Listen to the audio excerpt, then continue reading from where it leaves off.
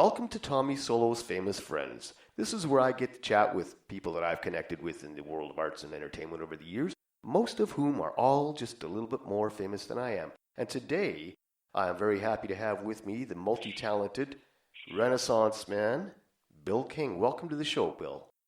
Glad to be here, Tommy, and thanks again for inviting me. Well, it's my pleasure, absolutely.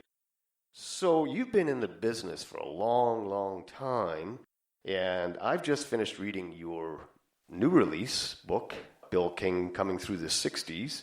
You started out at a very young age, and you had a very musical family as well. Why don't you tell the people when you first started to play the piano and what spurred you to continue on from there? I think I was 13 years old. Probably in 1959, the piano moved into the house. And Dad wanted us to sort of focus on that and keep us off the streets because we lived one block from the center of town where all the punks and all the rednecks and everybody else hung out. That was kind of the thing, keep us close to home and keep us out of trouble. That's what it initially started with. And also Dad's passion for music because he was a big fan of jazz. But that was how it got started.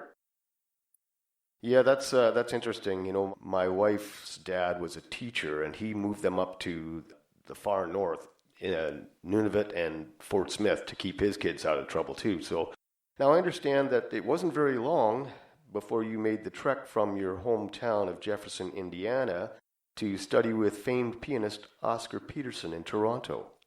Yeah, that was 1963, the summer. And what it was is that we had a subscription to Downbeat magazine from 1962 on. And there was an advertisement in it for Oscar Peterson's school called the Advanced School of Contemporary Music. And you could get a scholarship and come and study for 6 weeks in the summer. So I recorded what was my piano jazz trio then. I was 16 or something like that, and the others were 15. Sent it off to Toronto, and I got a half scholarship paid. And so it was $160 I had to pay it. I'd already saved that from playing. And I was able to come up for those 6 weeks and stay with people connected to our church and then go to school every day. And at the same time, explore the village then at the time, get an idea of what was going on in Toronto and be out and then be amongst musicians. But there was only two of us that were that young. I was 17 at that time, and the other was a drummer who was 16. Everybody else was professional musicians in their 20s and stuff, and they were kind of tough on us. But it was a great learning experience. Yeah, no kidding. I'll bet. Yeah, now, I understand that you and your brother pretty well started out as musical partners, and I'm curious as to whatever happened to Wayne and his career. We started out together. We played in all sorts of bands, right? We played everywhere together, in rock bands, rhythm and blues bands, and everything. But when I left to go to California in 1966, he went into the military for 3 years and was stationed in South Korea. And he continued playing there. He was in the Army band, which I would be eventually into in the military. And then when he came out, he came back to the Louisville area, and he played in bands there, but he played there mostly part-time, like many do. And he had a daytime gig working for bookstores, his book managers, and different things for years and years. And he continued to play, and then he quit playing and didn't start playing again until the last couple of years of his life because he went through some serious medical situations. And he always enjoyed, I think what it was, too, the fact that with FaceTime, kind of changed it for families where we could see each other even though we were miles away. So that for the last 8 years of his life, the two of us basically talked to each other every day, and we talked music. He would show charts and stuff on learning bass lines, learning James Jamerson and all these famous bass players, learning tunes, going out and jam, playing at Louisville, Kentucky, and playing all the time in jam sessions, but mostly with those that were of the age group that we are. Well, I'm sad to hear that he's gone, but life is what it is, and the cycle continues, I guess.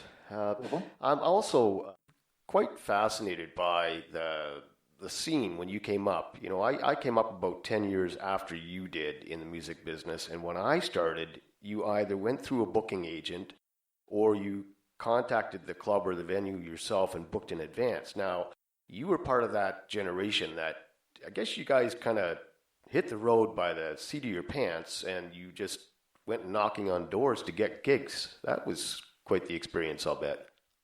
Yeah, in the States, that's more so than anything. It was just really going around and talking to people. When I went across the States and we booked ourselves, that was just done on impulse. And it was just pure insanity. But we had somebody in the band that was brave enough and could walk into places and just talk to somebody. And he could have been a manager. And actually, I talked to him in the book. His name is Scratch. But maybe 2 years ago, he saw an article I wrote about us from that time, and he contacted me. And we just killed ourselves laughing because we remembered everything so much together. And he's actually in the Rockabilly Hall of Fame, and I never knew what happened to the guy in his life. He had that kind of thing that most of us don't. I didn't have it either, just to walk into a club and say, hey, you got to book us. And somehow he could convince people of doing it. And there was just people who could do that. And it was open to doing that. Coming to Toronto, it was pretty much agents. And I didn't know those, but I did work with bands and in situations where, some of the bands were on the fringe and they'd pick up some work at the Richmond Inn or the Mad Mechanic or something. And some of the bands were more mainstream and continually work. So it was a combination of both. But, getting into the El Macamo and being a house band there for about 5 years off and on, that was just the fact that I had a recording deal and I played music that was suitable for the downstairs, which was a lot of, the soul classics and reggae stuff.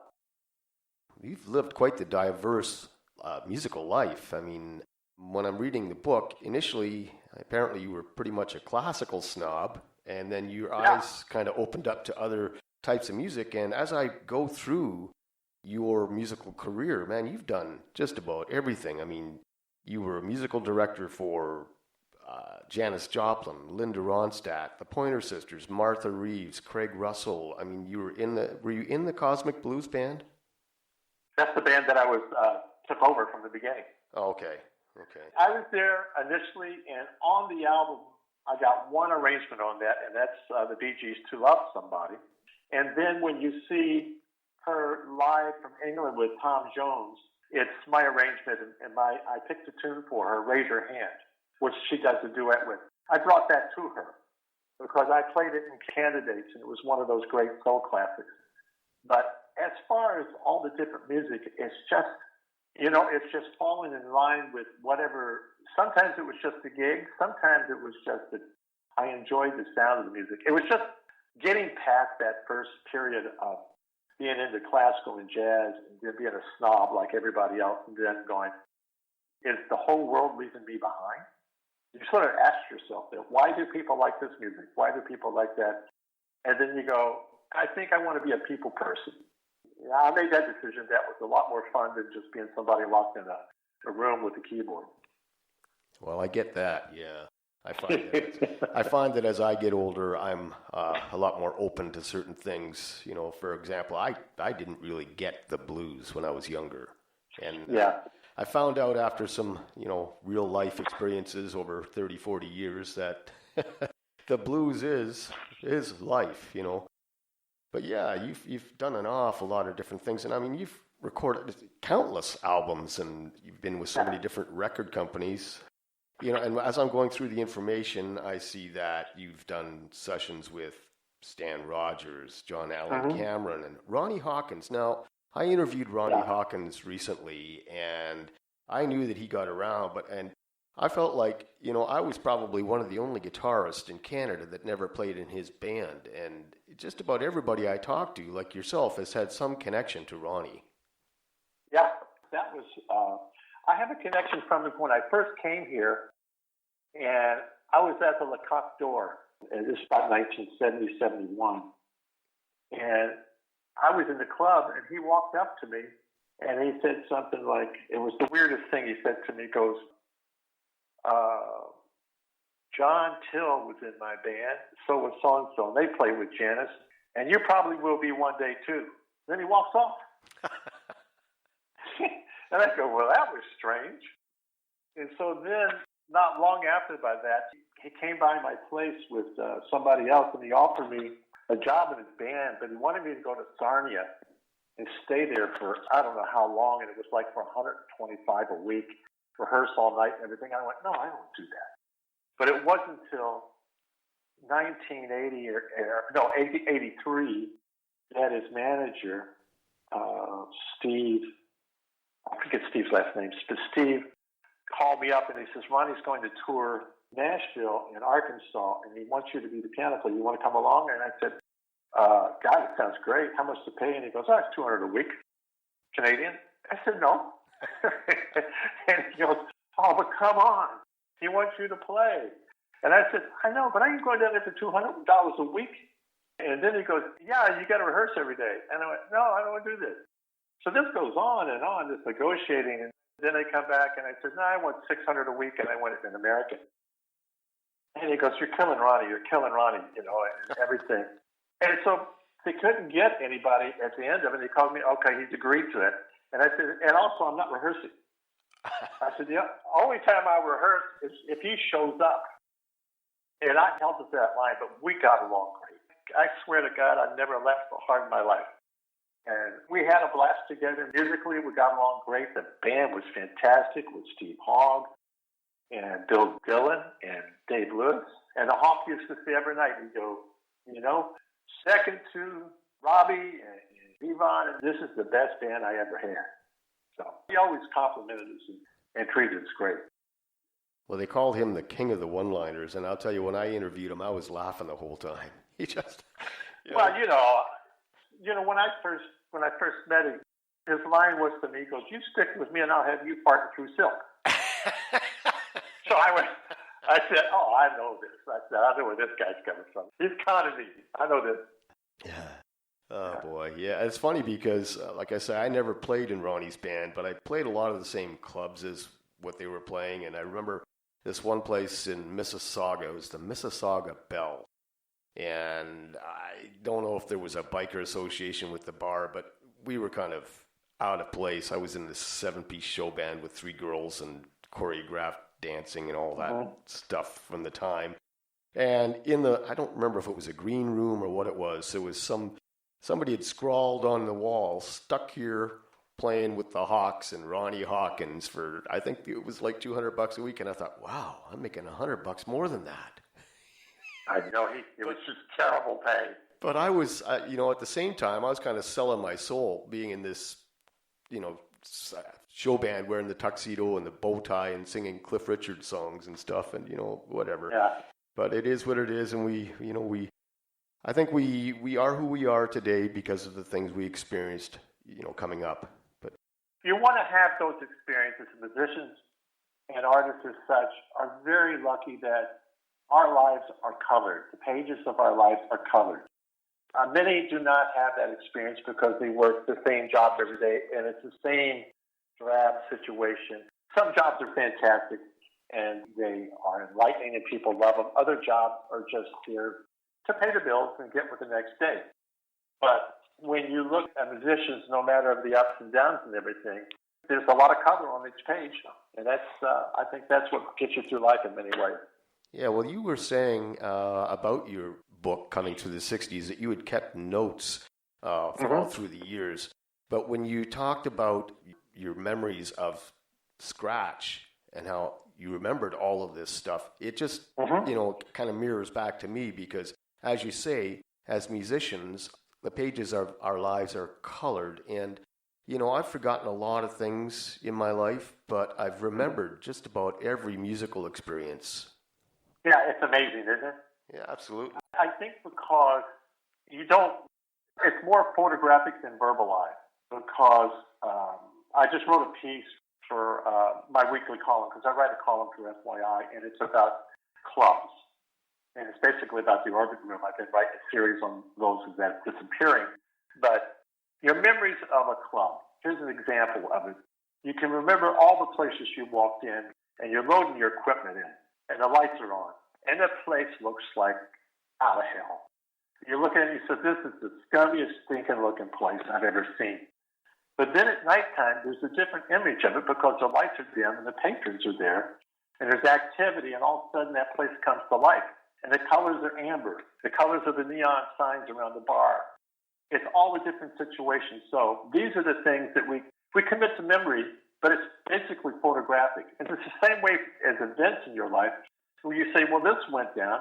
And many times you can go back and visualize exactly where you were sitting, the room you were in, and the situation. So that's what I draw from. Well, we've had quite the experiences, and you more than most, that's for sure. Yeah. Why don't you tell the people what you're currently doing with your work in radio? Well, radio I'm doing, Tuesday nights I do Soul Nation with my son Jesse, and we have an astounding time together. We pick music, but mainly soul, gospel, funk, hip-hop and stuff. We share stories, and he's an incredible storyteller and incredibly knowledgeable about every phase of music. So the conversations are always hilarious and spot on. The other radio show, Bill King's show, has been going on, and it's 8 here at CIUT on Thursday mornings. And I interview people. I talk to people, and there's music features, but it's conversations with Canadians. You know, it's just Canadian musicians. We talk, play music, but a lot of it's about things that are going on currently in lives. You know, sometimes it may be a new CD release or a book release or something eventful. As far as what's on the horizon, coming in May is my second volume in this 3-piece series that I'm doing. The first one was Talk, Conversations in All Keys, and it was the artist. And it was 72 interviews with the icons of music, from Jeff Healey to Oscar Peterson to Doug Riley. The second one is the music business, and it's 90 interviews with those who built the industry, from the Duff Romans to Roger Ashby's to the John Derringers to the Patrick Harbins, who was photographers, the John Rowlands, the PR people, the record labels. It's all this other thing who had an equal part in building the Canadian industry. And it's a pretty amazing book, and that's coming in May. And that's what's kept me going lately. So. Cool. I just want to clarify that the show that you do with your son is on Jazz FM 91? Yeah, it's on Tuesday nights, 9 to midnight. Okay. Yeah. I guess you've probably rubbed elbows a few times with Danny Marks as well. He's got a show on Saturday nights. Yeah. Me and Danny go back to 1970. Danny lived in my neighborhood, and when I first came up, he was on Davenport and I was on Madison, and I actually visited him a couple times in his an apartment over there. Known him for many years, and he was in one of my first bands when I was doing my first album, Goodbye Super Dad. Just before I went in to record it, me and him and Rick James and us, we were in a band, and we did an hour-long special for City TV at the beginning of City TV. And we've been longtime friends. He's an interesting and, I'm going to say, kind of a strange cat. You know, like Danny, I take people for who they are. Danny is Danny, but he knows his stuff. Yeah, well, he's played some of my stuff on his Saturday night show, and I'm always curious because he plays it on a blues show, but I don't consider it. He really likes this one song that I've recorded. It's called Dee-Dah, and I wouldn't consider it anywhere near blues, but right. And he calls me a journeyman in the business, and he says that I keep him laughing. I'm like, okay, I'm trying to be serious, Danny, but okay, yeah, all right, So yeah, it's very interesting. There was something. Yeah, you've got another book coming, Talk 2, yeah. And Talk 1 is out there. Where can people get your books? You can get them on Amazon. Okay. Yeah, both of those are on Amazon. Okay. Amazon.ca. You just put the name in. William King, Coming Through the 60s, the William King Talk, Conversations on Key, and they come right up. Or you can order them directly from me, And if you order them from me, you can get them signed. So. Okay. Do you want to give people your email address or no? Oh, yeah, absolutely. Because it's like a business address. It's just billkingpiano@gmail.com. Perfect. billkingpiano@gmail.com. Absolutely. Yeah, I know that's how I got the book. I'm always careful, when we're recording a public broadcast show. Yeah, so lots on the go. There was a story in your book that just had me almost spitting my teeth out, and I don't have false teeth, but it was about your dad with the mongoose in the cage. You love that, huh? I love it. Yeah, that's. I think we were about 13 or 14, and it's really a funny story because there were all sorts of crazy, weird things that would go on at service stations, right? As you pull in, and the story's basically about we've been to the Cincinnati Zoo, and we're coming home, and it's Cincinnati, and we're gassing up at this service station, and there was this box on the counter. And the box on the counter, we were looking at it, and it had like a cage on the front of it.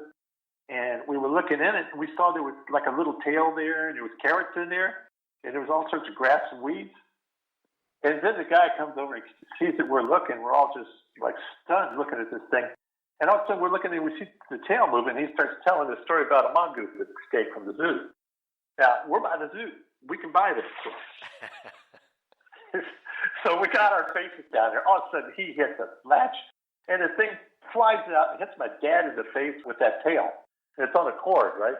And we just about died. We all about had heart attacks. We're running in every direction. We thought the animal got out or whatever it did. It just hit us in the face. And it just happened. My dad had a strange sense of humor. He loved this kind of stuff. So he got the specs and went home and built him one. And he didn't tell my mother what he was doing. And so the first thing he did was pull it on her, like to give her a stroke.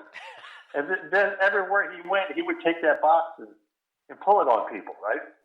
And so we had a bunch of church folks over one night, and he did it in the living room, and they were up on chairs, they were in the window, they were running out of and then they didn't want us back in church, right? It just was just beyond. But then he takes it, we take it across country, right? We take it to my relatives in Pennsylvania, the Italians, right? The Italians in Pennsylvania, who on their own are loud and funny and social. And my grandmother's there. And there's the star quarterback of the Nittany Lions, Galen Hall, who's a friend of the family. And all my uncles who are all Colorado State, Penn State football players. They're all gathered around. My dad does the same thing in the basement. He tells that story again. He's got it down there. They're all down there, all muscle guys, looking at this box, buying into his story. He's telling them, the thing kills cobras, it's a mongoose, and there's just nothing in the world. And, it's protective, and he's got to get it back there, and they try to figure out why he has it, right? And my grandmother had just baked 4 pies that are on the stove, right?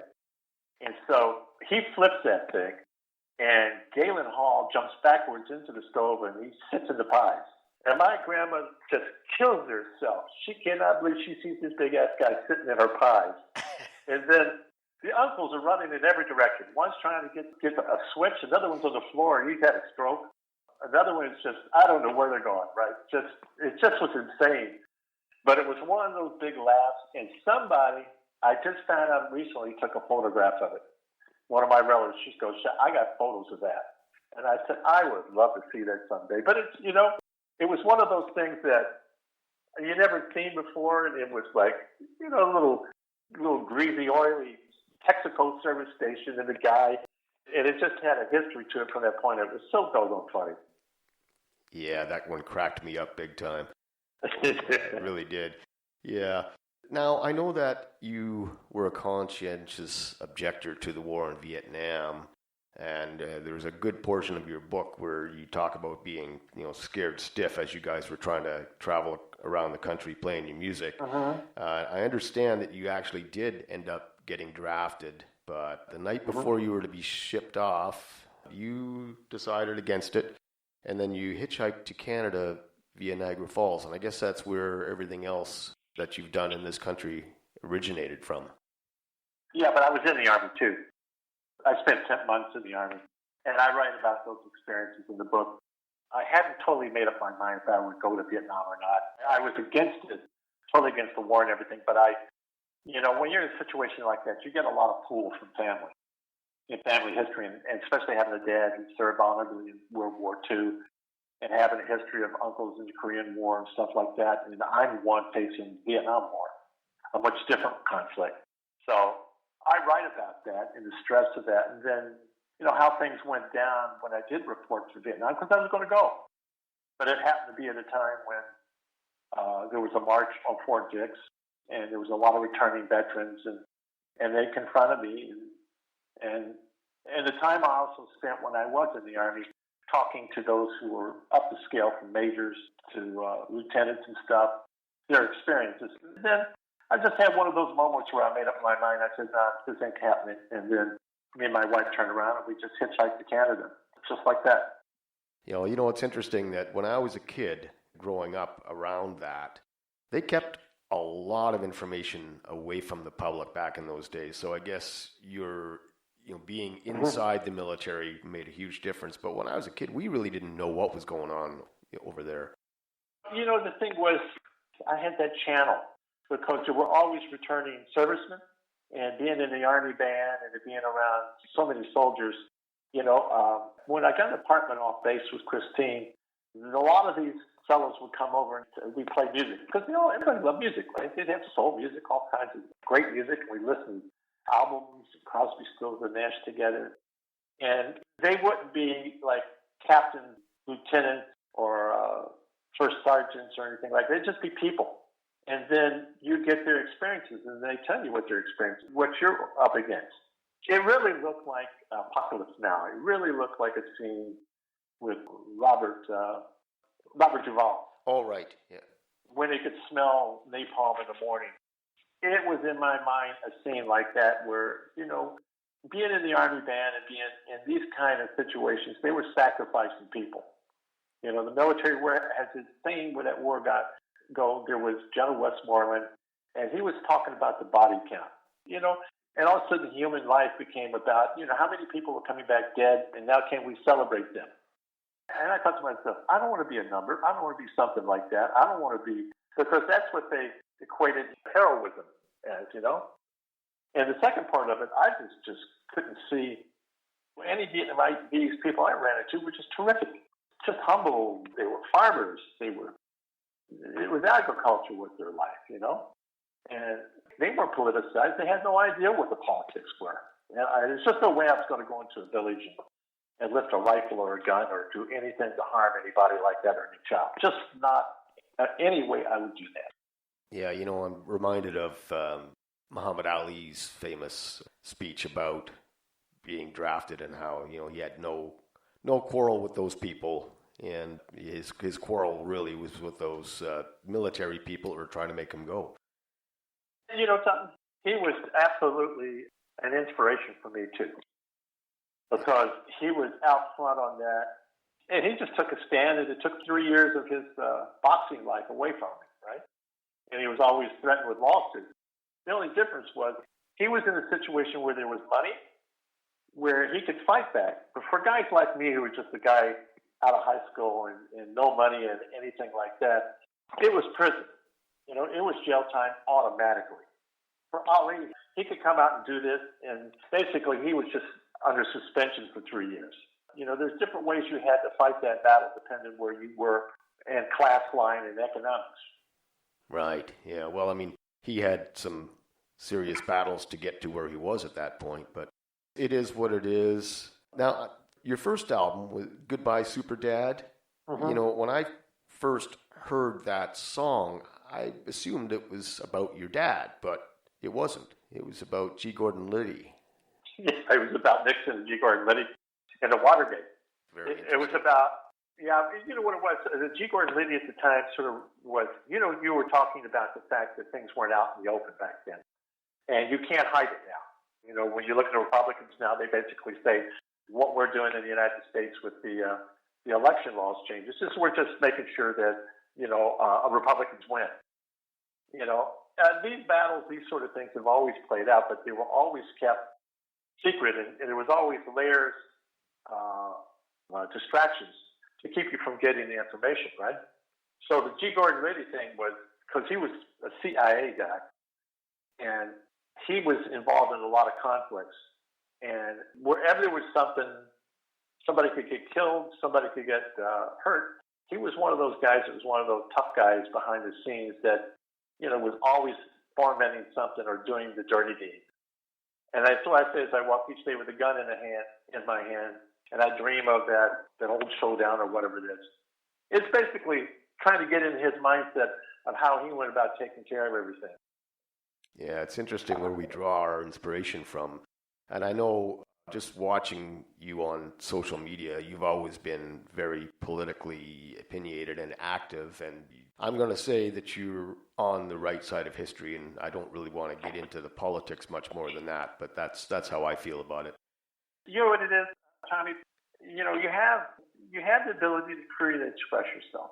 You know, if you look at even example of the coronavirus doctors getting together on CNN the other night, and you have Fauci, you have Birx, you have all of them discussing where they were in history at the time of this virus, and having Birx say, well, we could have saved 400,000 lives if we had given the right information out, if we had stood up to Trump, if we had pushed back, and we could have mitigated that, and so many lives could be saved. You know, rather than being the person to sit back and go, you know, and play along, I'm not the person who's going to do that. And I think too many people play along and don't make their opinions vocal. You know, at our age, nobody cares what we say because we're older people now. We're not out there at an age group where everybody's, you know, just pushing this agenda, pushing this thing. We're people who can look at this and say, this is the way I see it. I've taken on the information. I've seen this so many times before. We've seen Trumps before in our lives. Small con men in the neighborhood, hucksters on the street. They were guys who put this in rooms and took the money. And we've seen this all our life. So to read a guy like that or read what was happening was easy. When it comes down to affecting lives, I think we all still have the responsibility to speak out. That's all. Yes, we do. Yeah.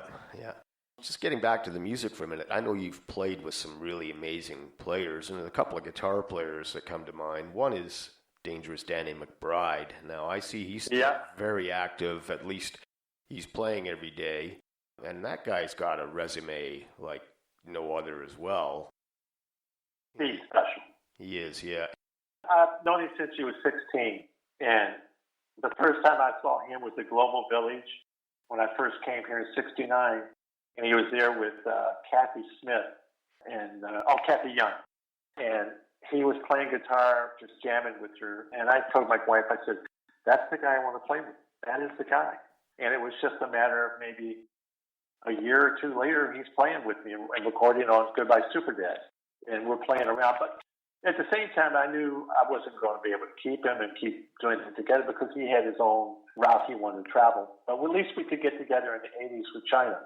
He's a dear friend of mine. He's an amazing guy, you know.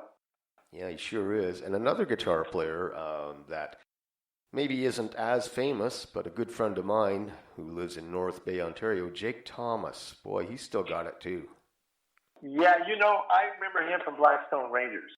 And that was one of the early things that I knew him from. And when I heard him play with that group, I said, that guy's I got to work with. And I got in contact with him, and he was living here partially when they were trying to get that band off the ground. And I knew he was occupied, but I said, I tell you what, come and record with me on my second album. So he plays on the Dixie Peach album. He just played amazingly. And we just did some great stuff together and just stayed friends. But, you know, sometimes you can't get what you want. And I didn't have enough work because of the military thing. I could only do so much outside playing and stuff and travel. So I couldn't say we're going to go do this across the states or anything. But yeah, he's a tremendous player. But he's like Danny. They're like one-off kind of players. They're not the ones that you throw in with so many other players and say, well, he sounds like that, sounds like that. They're one-off players, you know. Very distinctive styles, yeah. I know that was an issue that I had for a long time as a young singer. I just felt like I never had my own voice, you know, and I had to have tragedy. I lost my only son that's horrible. After his 12th birthday in 2007. And before that, you know, I'd always been considered an adequate singer. But, you know, the only silver lining that happened through that for me is that I found my soul. And it's really hard sometimes to find your own voice, and it is what it is. But, you know, guys like Jake and like Danny, they've had it all along, you know. It comes from somewhere else.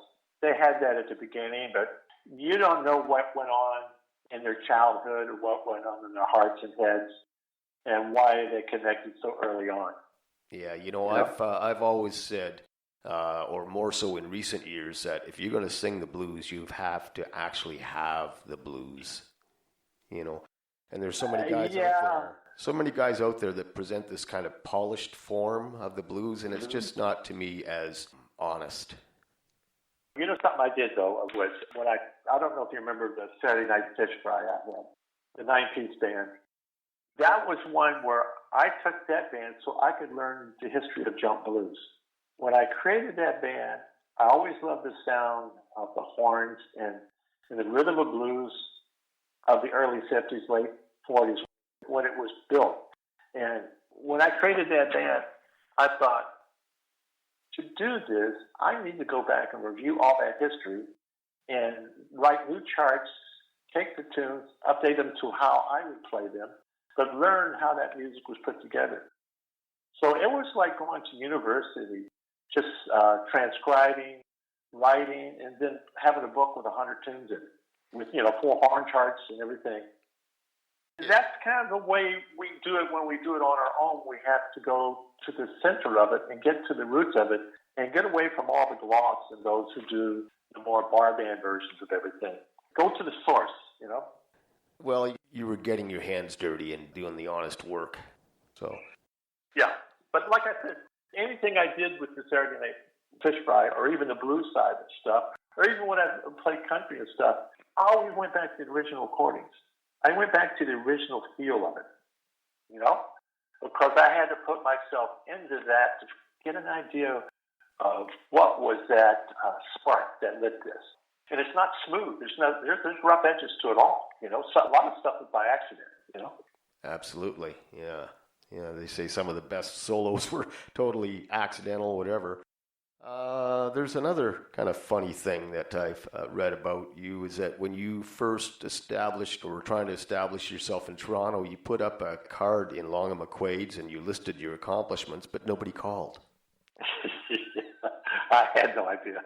And the reason why that's weird was because I talk about in the book how we used to go Thursdays in L.A. to the musicians floor, and you put your card up and say who you are and everything. And then there'd be all these players and all kinds of bands standing around. They come over and shake your hand and say, "Look, I got a job. Let's go. Can I audition it?" And I had a mindset like we were a community. This was a community here. I didn't know everybody was at war with each other, So I just put my name on the place. Somebody said, "Yeah, go check out Long McQuaid's," and they had one of those boards, and nothing ever happened. It was like 2 years later when somebody said, "Oh, you're the guy. They had that sign up there." Nobody believed you. And I went, "Oh, God, it kind of explains it, It's pretty damn funny." Yeah. Yeah, boy. Oh, man. Well, Bill, I don't think I have any more questions for you. Right. But what I like to do on the show is to give my guests the last word. And this is your opportunity. If there's something that you really feel passionate about, why don't you tell the people what that is? I think right now for everybody, you may not be a musician that you'd hope to be in your life or the person that you think is going to be on main stage, but you should always pick up that instrument and play for yourself. Learn for yourself. Listen for yourself and explore. And just go up on YouTube, listen to the world of music because the world of music is waiting for you. Absolutely. That reminds me of there have been numerous times where I've been playing a show somewhere and some guy in the crowd comes up and says, "Wow, man, you can really play guitar. I play a little bit, but I'm not very good." My typical response has been, "Well, do you have fun?" That's the essence of it because there's only like 0.5% that become the Katy Perrys or the Justin Biebers or that in the world as far as the big money makers and stuff. The other 99.5% are just people enjoying music, who buy an instrument, they play it, and that's who we celebrate in life. The rest of them, they get on and do what they do, and they sell their records, they appeal to it. But, I like the fact that people can get together and enjoy music for what it is, because it's a village thing, it's a community thing, and it's to be enjoyed on all levels. Absolutely. I firmly believe that music is the doctor. Well, I'm very much looking forward to a time when guys like you and I can meet face-to-face over coffee or a beer and tell some lies in person. But until such a time, Bill, I thank you so much for taking the time out of your day and being with me on the show today. And until next time, cheers. Take care, Tommy, and I appreciate it. That was fun. I've been trying to get Bill King on this show for a while. Now, The Beaches International Jazz Festival has been on pause, but I can't wait until things like that are back online and up and running. We miss our live music, that's for sure. Meanwhile, you can still check out the Bill King Show on CIUT 89.5 FM and Soul Nation on Tuesday nights at Jazz FM 91. Now, here for your listening pleasure from the Dixie Peach album, featuring my good friend Jake Thomas on guitar, is Bill King with Blue Skies, Blue Skies. Enjoy.